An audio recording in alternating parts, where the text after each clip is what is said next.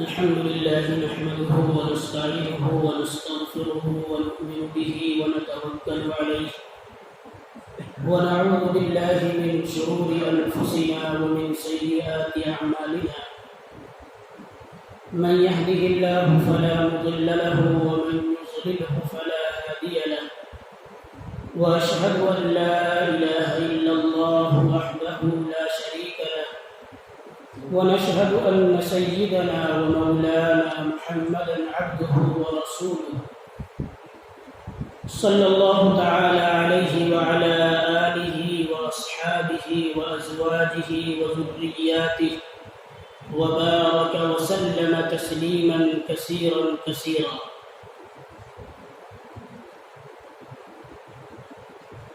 أعوذ بالله من الشيطان الرجيم. بسم الله الرحمن الرحيم. قل أعوذ برب الناس ملك الناس إله الناس من شر الوسواس الخناس الذي يوسوس في صدور الناس من الجنة والناس. صدق الله العظيم. میرے محترم بزرگوں اور دوستوں، یہ بات آپ کے سامنے پہلے آ چکی ہے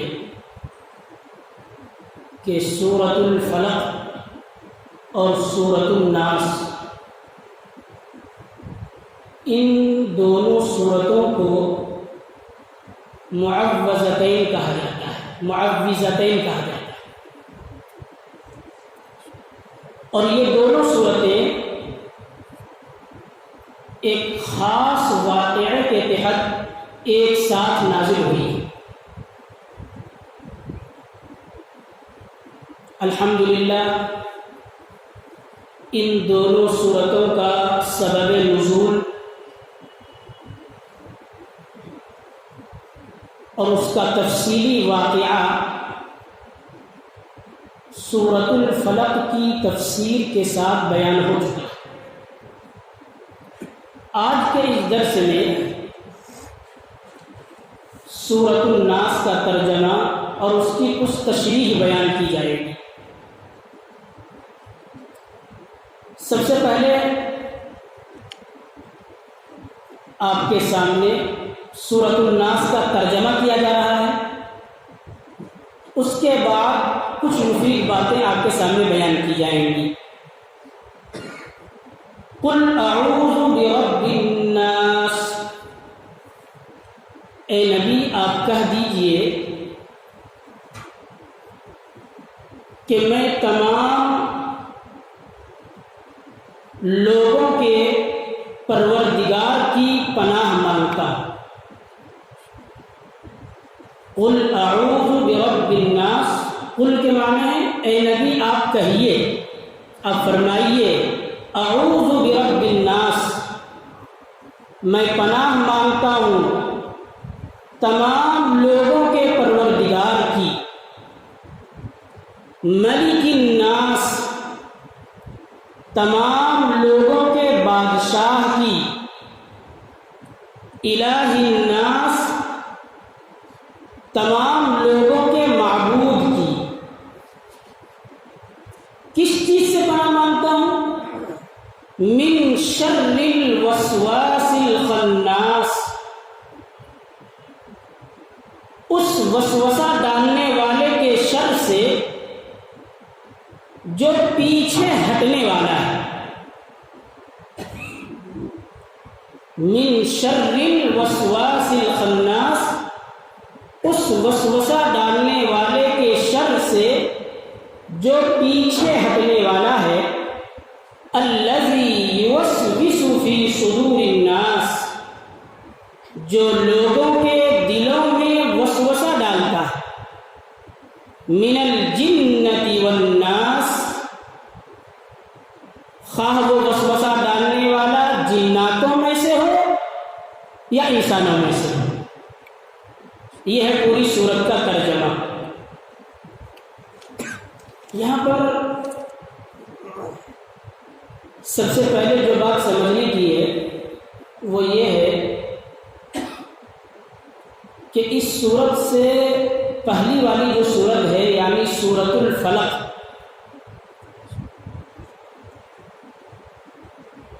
اس سورت میں سب سے پہلے اللہ رب العزت کی ایک صفت بیان کی گئی ہے، رب الفلق، کہ اللہ تعالیٰ صبح کی روشنی کے مالک ہے، ایک صفت بیان کی گئی۔ پھر اس کے بعد اس ایک صفت کے واسطے سے 4 چیزوں کی برائی اور ان کے شر سے پناہ مانگی گئی ہے۔ نمبر 1، تمام مخلوقات کے شر سے۔ نمبر 2، اندھیری رات کے شر سے۔ نمبر 3، جادوگروں کی برائی اور ان کے شر سے۔ اور نمبر 4، حسد کرنے والے کی برائی اور حسد سے جب وہ حسد کے تقاضے پر عمل کرنے لگے۔ تو سورۃ الفلق میں اللہ رب العزت کی ایک صفت بیان کی گئی ہے اور اس ایک صفت کے واسطے سے 4 چیزوں کے شر سے پناہ مانگی گئی ہے۔ اب آپ سورۃ الناس میں آئیے۔ سورۃ الناس میں سب سے پہلے اللہ رب العزت کی 3 صفت بیان کی گئی۔ آپ دونوں سورتوں کا مقابلہ دیکھیے۔ سب سے پہلے 3 صفتیں بیان کی گئی ہیں۔ نمبر 1، ربوبیت، یعنی اللہ تعالی تمام انسانوں کی بلکہ کائنات کی تمام چیزوں کی پرورش کرتا ہے۔ اللہ تعالیٰ ہی کائنات کی ہر چیز کو پالتا ہے۔ تو ایک صفت بیان کی گئی ربوبیت، دوسری صفت بیان کی گئی ملوکیت، کہ انسان پر اور کائنات کی ہر چیز پر اللہ رب العزت ہی کی بادشاہت ہے۔ کائنات کی کوئی چیز ایسی نہیں ہے جو اللہ کی بادشاہت سے باہر ہو۔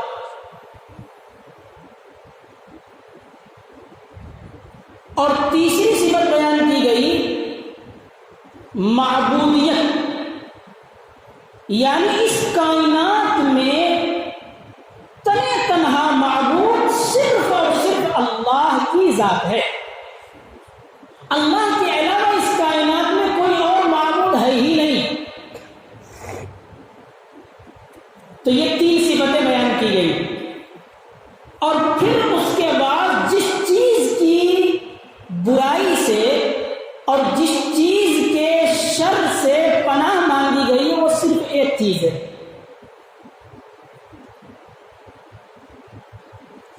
تو آپ دیکھیے یہ جو ترتیب رکھی گئی ہے کہ سورۃ الفلق میں ایک صفت ذکر کی گئی اور اس کا حوالہ دے کر 4 چیزوں کے شر سے پناہ مانگی گئی، اور سورۃ الناس میں اللہ کی 3 صفتیں ذکر کی گئی اور ان 3 صفتوں کا حوالہ دے کر صرف ایک چیز کے شر سے پناہ مانگی گئی ہے۔ یہ جو ترتیب رکھی گئی ہے اس کی وجہ کیا ہے؟ مفسرین لکھتے ہیں، اب توجہ سے سنیے، کہ پہلی سورت میں سورۃ الفلق میں جن 4 چیزوں کی برائی سے اور ان کے شر سے پناہ مانگی گئی ہے ان 4 چیزوں کا تعلق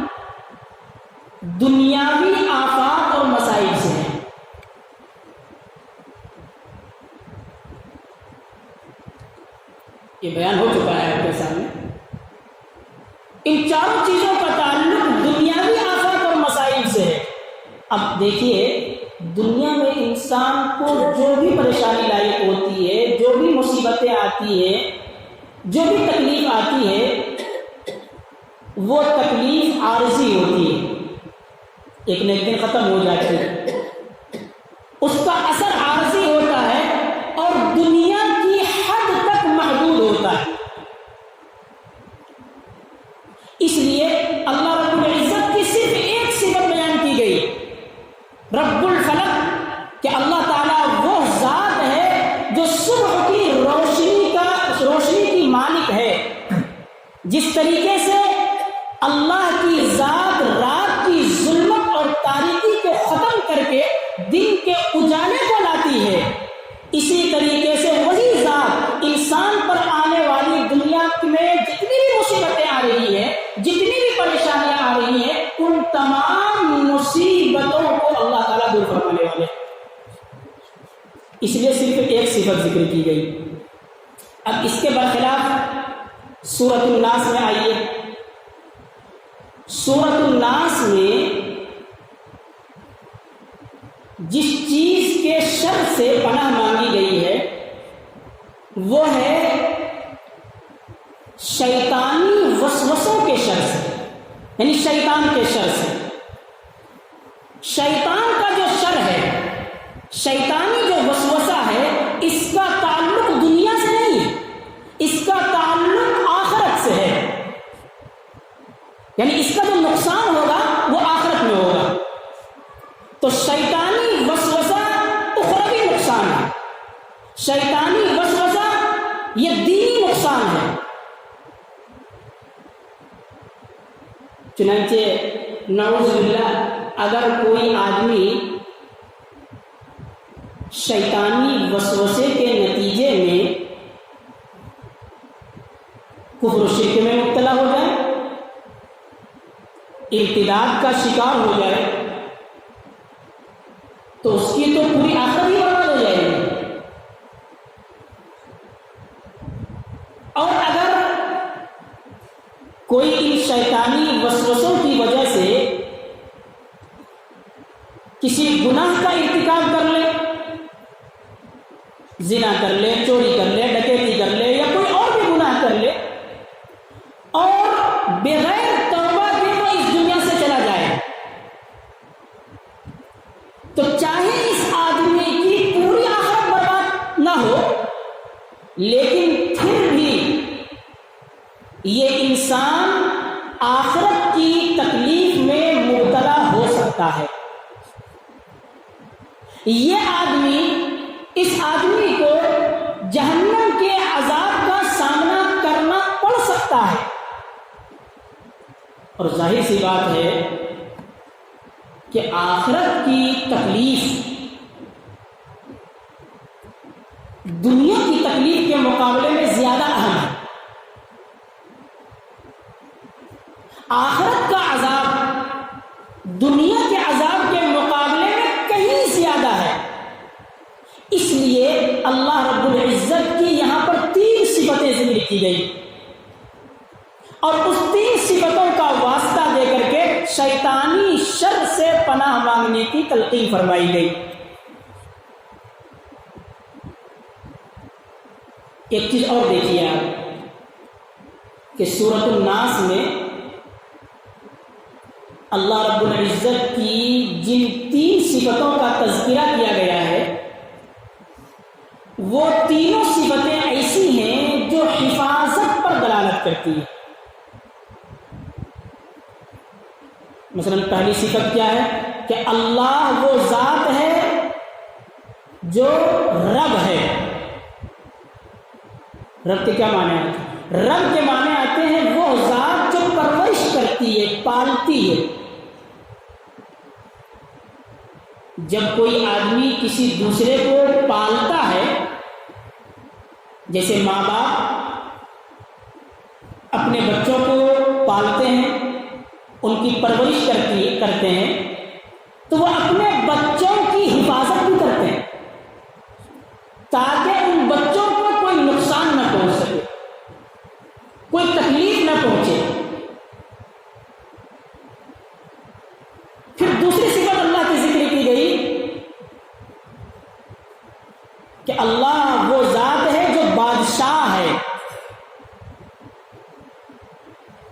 ملک الناس بادشاہ ہے، جو حقیقی معنوں میں بادشاہ ہوتا ہے، جو صحیح معنوں میں حکمران ہوتا ہے، وہ اپنے ماتحت رہنے والے افراد کی نگرانی کرتا ہے، اس کی نگہداشت کرتا ہے، ان کی حفاظت کرتا ہے، تاکہ اس کے ماتحت رہنے والے افراد کسی پریشانی میں مبتلا نہ ہو جائے۔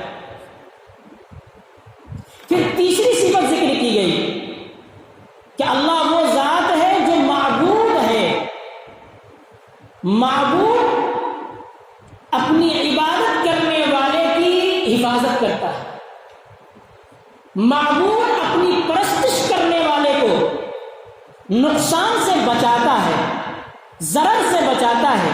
اب آئیے، اللہ تعالیٰ فرماتے ہیں، اس آیت میں فرمایا گیا اس صورت میں کہ اللہ تعالیٰ رب بھی ہیں، بادشاہ بھی ہیں، معبود بھی ہیں۔ جب اللہ رب بھی ہیں، بادشاہ بھی ہیں، معبود بھی ہیں، تو وہ اپنے ماتحت مخلوق کی حفاظت بھی کرے گا، اپنی عبادت کرنے والے بندوں کی نگرانی بھی کرے گا، اور ان کو ضرر اور نقصان سے بچائے گا بھی۔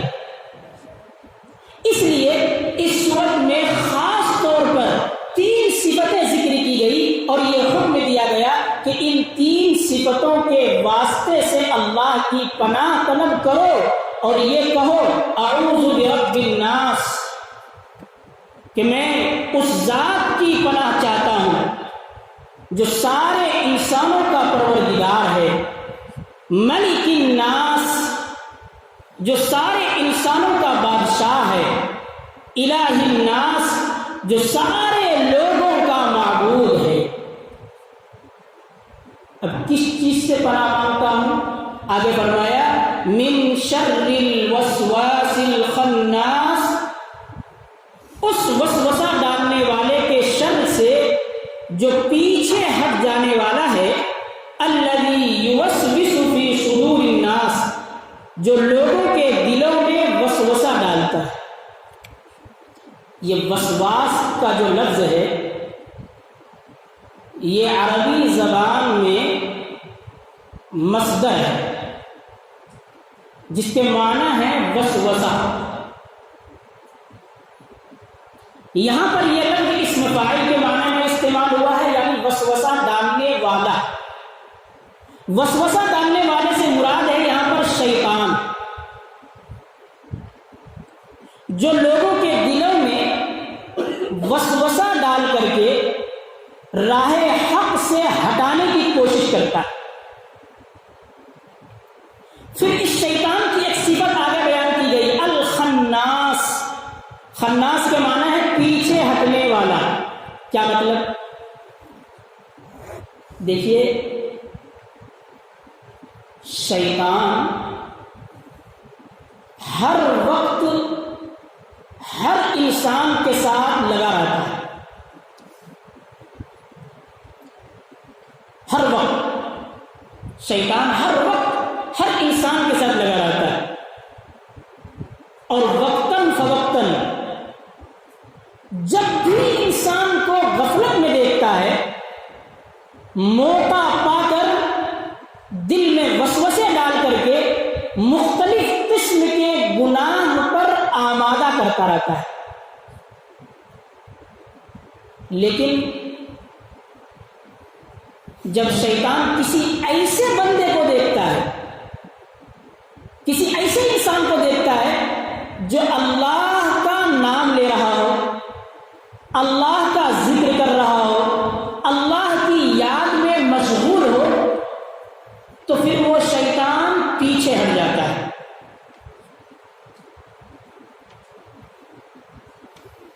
چنانچہ ایک حدیث میں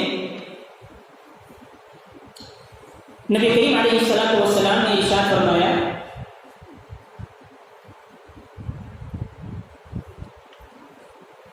کہ ہر انسان کے دل میں 2 گھر ہوتے ہیں، ہر انسان کے دل میں 2 گھر ہوتے ہیں۔ ایک گھر میں فرشتہ رہتا ہے جس کا کام یہ ہے کہ وہ انسان کو نیکی کی طرف بلائے، نیک کام کی طرف آمادہ کرے، اچھے کاموں کے کرنے کی ترغیب دے۔ اور دوسرا جو گھر ہے، اس گھر میں شیطان رہتا ہے۔ اس کا کام یہ ہے کہ انسان کو برائی کی طرف ابھارے، غلط کام کی طرف آمادہ کرے۔ تو اللہ کے نبی نے فرمایا کہ ہر انسان کے دل میں دو گھر ہوتے ہیں، ایک گھر میں فرشتہ رہتا ہے، دوسرے گھر میں شیطان رہتا ہے۔ اللہ کے نبی نے فرمایا کہ جب یہ شیطان کسی ایسے بندے کو دیکھتا ہے، جب بندے کو دیکھتا ہے شیطان کہ یہ اللہ کی یاد سے غافل ہے، اس کا دل اللہ سے جڑا ہوا نہیں ہے، اس کا دل دنیا میں لگا ہوا ہے یا کسی اور کام سے جڑا ہوا ہے، تو فوراً یہ شیطان اپنی چونچ اور اپنی سونڈ اس کے دل میں ڈال کر کے برائیوں کا وسوسہ ڈالنا شروع کر دیتا ہے۔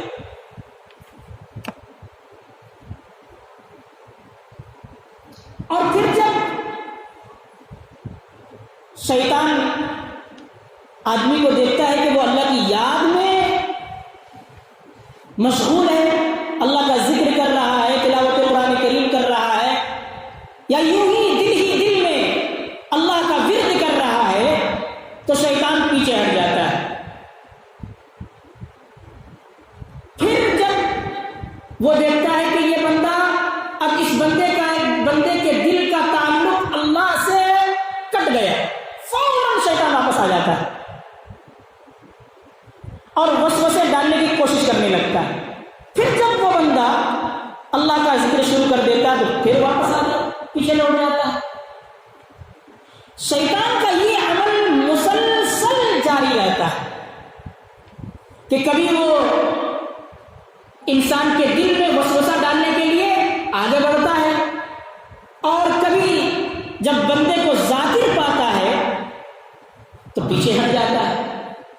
اس لیے قرآن کریم میں یہ صفت بیان کی گئی، الوسواس الخناس، کہ شیطان جو وسوسے ڈالتا ہے اور وسوسے ڈالنے کے بعد پھر پیچھے ہٹ جاتا ہے۔ اب وسوسہ کس کو کہتے ہیں، وسوسہ کی کتنی قسمیں ہیں، یہ ساری تفصیل انشاءاللہ آئندہ ہفتہ میں انشاءاللہ بیان کروں گا۔ یہاں پر اتنی بات یاد رکھیں کہ وسوسہ صرف شیطان ہی نہیں ڈالتے ہیں، بلکہ وسوسہ انسان بھی ڈالتے ہیں، دونوں میں فرق ہے۔ شیطان اندرونی اعتبار سے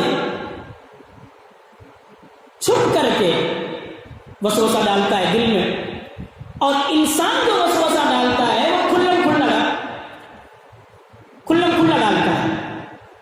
تو جس طریقے سے جنات و شیاطین دل میں وسوسے ڈال کر کے انسان کو غلط راستے سے ہٹانے کی کوشش کرتا ہے، اچھے راستے سے ہٹانے کی کوشش کرتا ہے اور غلط راستے پر لانے پر آمادہ کرتا ہے، اسی طریقے سے جو لوگ دنیا میں شریر قسم کے ہوتے ہیں، شریر قسم کے جو انسان ہوتے ہیں، وہ بھی اپنے اقوال کے ذریعے، اپنے افعال کے ذریعے، اپنی جسمانی حرکات و سکنات کے ذریعے انسان کو کفر و شرک اور گمراہی کے راستے پر لانے کی کوششیں کرتے ہیں۔ اور بسا اوقات ایسا ہوتا ہے کہ جتنا زیادہ مؤثر شیطان کا وسوسہ ہوتا ہے، اس سے کہیں زیادہ مؤثر انسان کی یہ حرکت ہوتی ہے۔